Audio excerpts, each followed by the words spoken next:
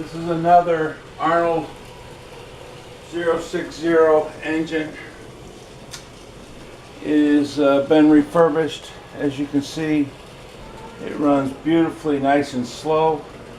This is the whole kit, the Union Pacific engine with the cars. It's very responsive. See, it's very responsive. There it is in reverse.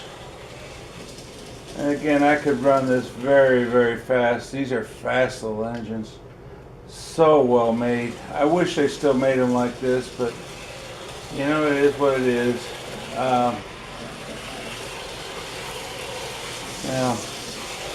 I'm slowing it right back down because I don't want it to derail. But that shows you, I mean, and we're going to just creep it by now. That just shows you how well put together this is, how nice and responsive it is.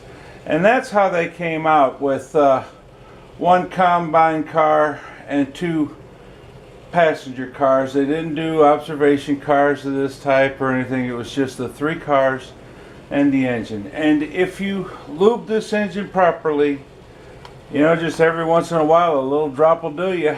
And this thing will last you could be leaving this to your grandkids. It's just a very nice little train. This would be worth adding to your collection.